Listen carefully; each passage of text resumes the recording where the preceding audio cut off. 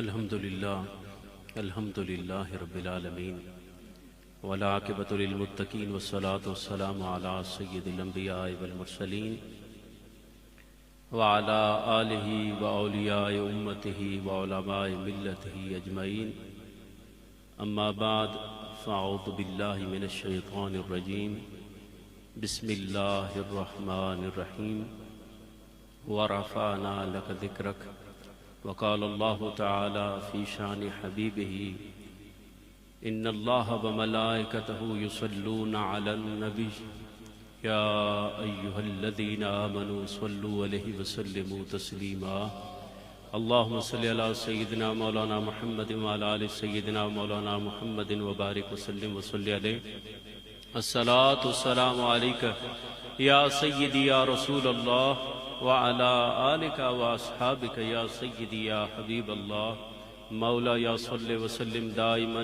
أبدا على حبيبك خير الخلق كلهم يا رب بالمصطفى بلغ مقاصدنا واغفر لنا ما مضى يا واسع الكرم. ماشاءاللہ آج کی یہ تقریب جو حضور کی آمد کی خوشی میں سجائی گئی، اس کا اہتمام دیکھ کر دل خوش ہو گیا. اللہ تعالیٰ قاری رضا صاحب کو اجر عظیم عطا فرمائے. جو اس مسجد کے امام ہیں عبدالجبار صاحب، اللہ تعالیٰ ان کو اور جتنے معاونین ہیں ان کو جزائے خیر عطا فرمائے، اور حضور کی آمد کی خوشی میں جس طرح انہوں نے اس پنڈال کو سجایا، اس محفل کو سجایا، اس گلیوں کو سجایا، اللہ رب العزت کی حضور یہ التجا ہے کہ اللہ تعالیٰ ان کے دلوں کو اپنے حبیب کی محبت سے سجا دے اور ان کے گھروں کو اپنے حبیب کے کرم سے آباد شاد فرما دے. میں کوئی مجبوری کے تحت، ویسے تو میں نے یہاں زیادہ وقت ٹھہرنا تھا، لیکن میں نے حضرت علامہ گل محمد صاحب کو، علامہ رضا صاحب کو گزارش کی کہ تھوڑی دیر کے لیے حاضری ضرور دوں گا، کہ وعدہ کیا کہ وعدہ خلافی نہ ہو جائے، اور تاکہ تھوڑی دیر یہاں پر حاضری ہو جائے اور وعدہ پورا ہو جائے. تو آج کی نعرہ تکبیر، نعرہ رسالت، تو آج کی یہ بزم امام الانبیاء کریم آقا علیہ الصلوۃ والسلام کی محبت میں سجائی گئی. اللہ تعالی ہم سب کی حاضری کو قبول فرمائے. چند لمحے میں نے تو گزارش پیش کی کہ حضرت کا خطاب سنیں گے، لیکن استاد صاحب حضرات کا یہ اصرار تھا کہ چند کلمات میں بھی آپ کی خدمت میں عرض کر دوں، تو مجھے یہ سعادت حاصل ہو رہی ہے. اگر میں آپ سے یہ سوال کروں، کیونکہ آپ عام لوگ نہیں ہیں، آپ بڑے خاص لوگ ہیں کہ آپ حضور کی محفل میں آئے بیٹھے ہیں. آتے ہیں وہی جن کو سرکار بلاتے ہیں. تو آپ کا آنا، آپ کے قدموں کا اٹھنا، یہ کوئی عام بات نہیں. اس بات کے لیے چھوٹی سی ایک بات عرض کر دوں. حضور کیونکہ آپ علاقہ سے ہیں، واقف ہیں کہ حضور خواجہ خواجگاں محبوب اللہ صمد حضرت خواجہ احمد میروی رحمۃ اللہ تعالی علیہ، آپ کے جانشین اول حضرت خواجہ احمد خان ثانی صاحب رحمۃ اللہ علیہ، آپ کی خدمت میں، آپ مکھاڑی شریف میں بیٹھے تھے، ایک شخص آیا اور اس نے اپنا جو مدعا تھا، جو پریشانی تھی، وہ عرض کیا.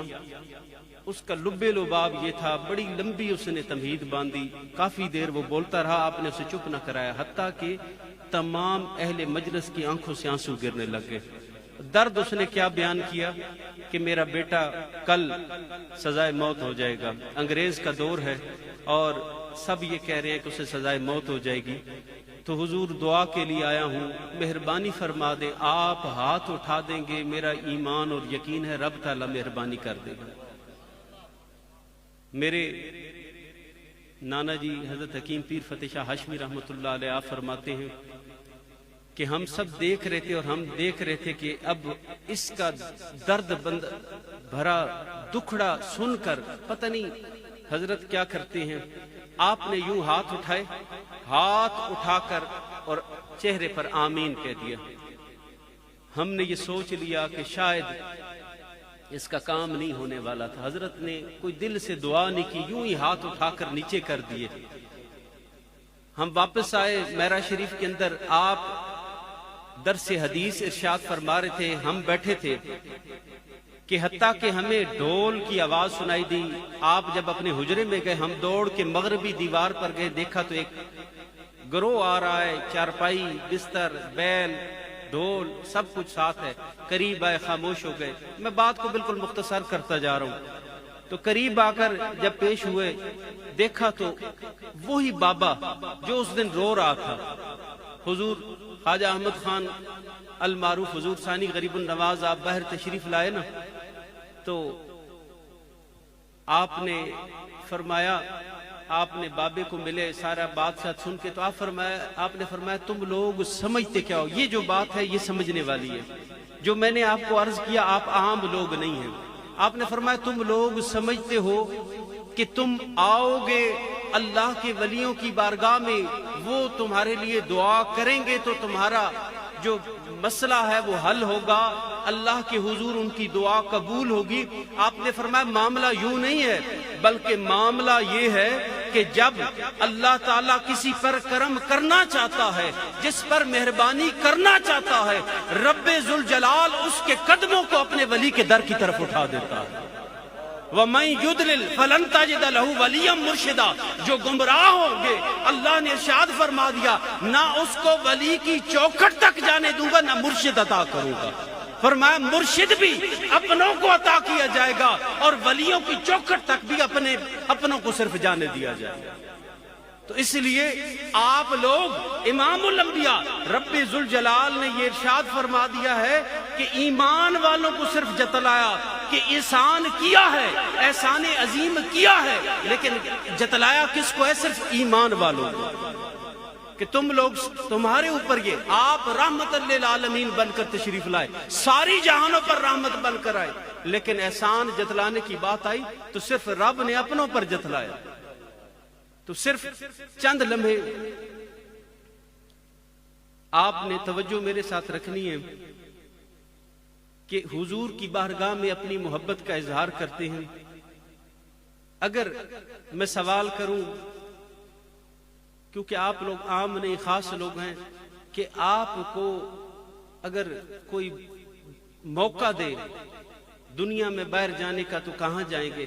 میرے خیال میں جتنے بھی محبت والے ہیں وہ کہتے ہیں سب سے بڑھ کر مدینہ پاک ہے, مدینہ شریف حضور کی بارگاہ گنبد خضرا کی زیارت ہے. تو کیوں نہ ہم تھوڑی دیر کے لیے چند لمحے, یہ بات صرف نہیں کر رہا, واقعی تصور کرنا ہے, جن کو وہاں جا کر زیارت ہوئی وہ تھوڑی دیر کے لیے وہ لمحے یاد کرے. جو نہیں جا سکے ان کو تصاویر میں, پینا فلیکس میں, ہر جگہ پر میرے آقا کریم صلی اللہ علیہ وسلم کا گنبد خضرا نظر آتا ہے. تو حضور ہے تیرا تصور تیری لگن, دل تجھ سے لگائے بیٹھے ہیں. یا رسول اللہ صلی اللہ علیہ وسلم, ہے تیرا تصور تیری لگن, دل تجھ سے لگائے بیٹھے ہیں. ایک یاد میں تیری جانے جہاں ہم خود کو بھلائے بیٹھے ہیں. یہ یاد رکھیے گا, جو دوست احباب آپ کو کہہ رہے تھے نا, ابھی حضرت خطاب فرمائیں گے نا, تو کئی دوست خاموش بیٹھے رہتے. خاموش نہ بیٹھا کریں, ضرور بولا کریں.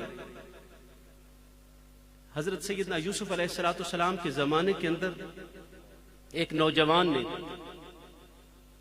جب غلہ تقسیم ہو رہا, اناج تقسیم ہو رہا, قطار لگی ہوئی, 61 سالی کا دور ہے, اس نے قطار کے اندر آیا, جب نمبر آیا تو اس نے شور ڈال دیا, کہا جتنا غلہ سب کو دے رہے ہو اتنا نہیں لینا, دگنا لینا ہے.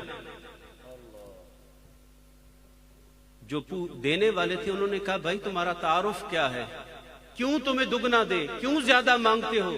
اس نے کہا یہ میں تمہیں نہیں بتاؤں گا, میں یہ کہہ رہا ہوں کہ مجھے دو اور دگنا دو, آدھا ان کے برابر میں نہیں لوں گا, سب کے برابر. انہوں نے کہا یہ ممکن نہیں, یہ انصاف کے قرینے کے مطابق نہیں ہے, سب کو جتنا غلہ ملے گا تم بھی اتنا لے کر جاؤ گے. کہنے لگا نہیں لوں گا. جھگڑا پڑ گیا, شور مچا. سیدنا یوسف علیہ السلام کی بارگاہ میں وہ نظر پیش کیا گیا, حضور یہ معاملہ ہے, یہ نوجوان شور کرتا ہے. آپ نے فرمایا تو بتا نوجوان تیرا تعارف کیا ہے, کیوں تو دگنا طلب کرتا ہے, سب سے بڑھ کر طلب کرتا ہے؟ عرض کرنے لگا حضور میں وہ ہوں جب آپ کے اوپر کسی نے برے الفاظ آپ کے لیے بولے, تہمت لگائی, اس وقت جو اللہ رب العزت نے کرم کیا اور جس بچے نے آپ کی طہارت کی, آپ کی پاکیزگی کی, آپ کی برات کی جو گواہی دی تھی, وہ جو ماں کی گود میں بولا تھا وہ بچہ میں ہوں, میرا یہ دعویٰ ہے آج. سیدنا یوسف علیہ السلام نے فرمایا اگر تو وہ بچہ ہے کہ جس نے میری برات کی گواہی اللہ کے حکم سے دی تھی, تو اے تقسیم کرنے والوں, یہ نوجوان جو لینے کے لیے آیا ہے, اب تم نے اس کو اتنا دینا ہے کہ جتنا یہ اپنے ساتھ لے کر جا سکتا ہے اس کی جھولیوں کو بھر دو. مفسرین فرماتے ہیں سورہ یوسف کی تفسیر کے اندر کہ اللہ رب العزت نے سیدنا یوسف علیہ السلام سے پوچھا, اے میرے نبی آپ نے اس نوجوان کو اتنا زیادہ کیوں دیا؟ عرض کیا یا اللہ اس نے میری پاکی بیان کی, اس نے میری برات کا ذکر کیا, اس نے جو مجھ پر تہمت لگی اس کے خلاف بیان دیا اور میرے حق میں بیان دیا, اس نے میری جو پاکی بیان کی, میں اس لیے اس کو اتنا دے رہا ہوں. تو رب ذوالجلال نے ارشاد فرمایا اے میرے یوسف اگر کوئی تیری پاکی بیان کرے تو تو اپنی استطاعت کے مطابق دیتا ہے, اگر کوئی فرشوں پر بیٹھ کر میرا بندہ سبحان اللہ کہہ کے میری پاکی بیان کرے گا, میں عرشوں کا مالک اس کو اپنی شانوں کے مطابق عطا کروں. تو پتہ چلا کہ آپ ایک دفعہ سبحان اللہ کہتے ہیں, رب ذوالجلال اپنے بندے پر اپنی شانوں کے مطابق کرم فرماتا ہے تیرا تصور تیری لگن دل تجھ سے لگائے بیٹھے ہیں, ایک یاد میں تیری جانے جہاں ہم خود کو بھلائے بیٹھے ہیں, جھکتی ہے نظر سجدے کے لیے ہوتی ہے نماز عشق ادا, معراج عبادت کیا کہیے وہ سامنے آئے بیٹھے. حدیث قدسی ہے انا جلیسن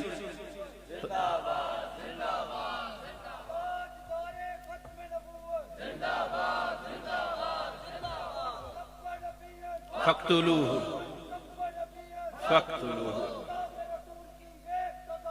تن سے جدا, سر تن سے جدا, سر تن سے جدا,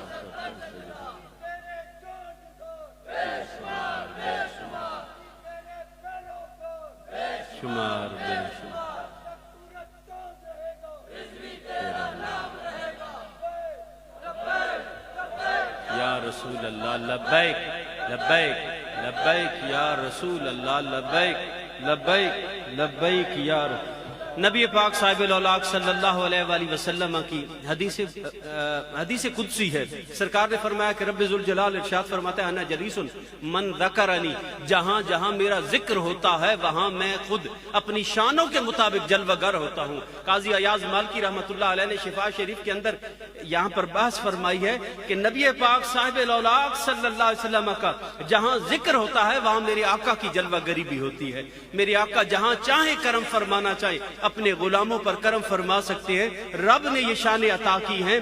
تو معراج عبادت کیا کہیے وہ سامنے آئے بیٹھے ہیں, تسلیم و رضا کی منزل میں دل و جان تو کوئی چیز نہیں, تسلیم و رضا کی منزل میں دل و جان تو کوئی چیز نہیں, ہم تیری اداؤں پر جانا ایمان لٹائے بیٹھے ہیں. جس آیہ کریمہ کی تلاوت کا شرف حاصل کیا, اللہ رب العزت نے ارشاد فرمایا وَرَفَعْنَا لَكَ ذِكْرَكَ, اے حبیب ہم نے آپ کے لیے آپ کے ذکر کو بلند تر کر دیا. جبریل امی سے سرکار دو عالم صلی اللہ علیہ وسلم نے استفسار فرمایا, جبرائیل اللہ نے کس طرح میری شانوں کو بلند فرمایا؟ عرض کیا کہ یا رسول اللہ صلی اللہ علیہ وسلم یہ رب کی بارگاہ سے پوچھ کر عرض کرتا ہوں. جب حاضر ہوئے تو عرض کیا کہ اللہ رب العزت ارشاد فرماتا ہے, اس آیہ کریمہ کی تفسیر کے اندر آتا ہے کہ رب ذوالجلال نے اپنے حبیب کی شانوں کو یوں بلند کیا, اذا ذکرت ذکرت معی, اے حبیب اب جہاں جہاں میرا ذکر ہوگا اب آپ کا ذکر وہاں ہوگا. تم آذان نماز کے لیے دو, وہاں پر اللہ کے ذکر کے ساتھ رسول کا ذکر کرنا ضروری. تم نکاح پڑھو, نکاح کے اندر اللہ کا ذکر کرو, رسول اللہ کا ذکر کرو. اگر تم جنازہ کسی کی مغفرت کی دعا کرو تو اللہ کی عبادت کے ساتھ تم وہاں پر ان کی مغفرت, میت کی بخشش کی دعا بھی کرو, رسول اللہ صلی اللہ علیہ وسلم پر درود و سلام کا نذرانہ بھی پیش کرو. اس طرح ہر مقام پر سیدنا داؤد علیہ السلام نے ایک کیڑے سے سوال کیا. حضرت امام غزالی رحمت اللہ علیہ فرماتے ہیں کہ آپ نے کیڑے سے پوچھا, ایک پتھر کے اندر رہنے والا کیڑا وہ ظاہر ہوا. آپ نے پوچھا کہ اللہ نے تجھے کیوں پیدا کیا؟ عرض کیا, اے اللہ کے نبی, رب نے میری تخلیق کا مقصد اس کی حمد و ثنا ہے. میں صبح سے شام تک اللہ کی تسبیح کرتا ہوں, سبحان اللہ والحمد للہ ولا الہ الا اللہ واللہ اکبر, یہ تسبیح بیان کرتا ہوں. آپ نے فرمایا تو پھر تو شام کو کیا کرتا ہے؟ عرض کیا کہ اے اللہ کے نبی, شام کو میں پڑھتا ہوں اللہم صلی علی محمد النبی الامی وعلی آلہ واصحابہ وبارک وسلم تسلیما. میں نبی آخر الزمان کی بارگاہ میں درود و سلام کے نذرانے پیش کرتا ہوں. تو آپ نے فرمایا کہ وہ نبی جن کی بعثت نہیں ہوئی, جن کی دنیا کے اندر ابھی تک جلوہ گری نہیں ہوئی, تو ان پر درود کیوں پڑھتا ہے؟ عرض کیا کہ اللہ کے نبی, رب نے مجھے القاء فرمایا ہے کہ جب تک تو میرا ذکر کرے اور میرے ذکر کے ساتھ میرے مصطفیٰ کا ذکر نہ کرے, میں تیرے کسی ذکر کو قبول نہیں کروں گا. تو صبح تک شام تک اللہ کی حمد بیان کرتا ہوں اور شام کو نبی پاک صلی اللہ علیہ وسلم کی بارگاہ میں درود و سلام کا نذرانہ پیش کرتا ہوں. تو اسی لیے پھر حضرت امام جعفر صادق رضی اللہ تعالیٰ عنہ نے سے جب یہ پوچھا گیا تو آپ نے فرمایا کہ مجھے روایتاً سرکار سے یہ پہنچا اس آیہ کریمہ کی شان کے اندر کہ رب ذوالجلال نے یہ ارشاد فرما دیا, حبیب ہم نے بات کو ہی ختم کر رہے ہیں, کیا جعلت ذکرک ذکری, ہم نے تو آپ کے ذکر کو اپنا ذکر قرار دے دیا ہے. اب جو کوئی, قاضی ایاز مالکی رحمت اللہ علیہ فرماتے ہیں, کوئی ساری رات بیٹھ کر اللہ اللہ اللہ کرتا رہے, صبح فرشتہ لکھے گا اس نے ساری رات اللہ کا ذکر کیا. اور اگر کوئی رات بیٹھ کر سرکار دو عالم صلی اللہ علیہ وسلم پر درود و سلام کا نذرانہ پیش کرے, حضور کا نام لے, یا محمد صلی اللہ علیہ وسلم, تو فرشتہ لکھے گا اس نے ساری رات اللہ کا ذکر کیا اور رسول اللہ کا ذکر کیا. تو اللہ تعالیٰ نے اپنے حبیب کو بڑی رفعت شان عطا کی ہیں.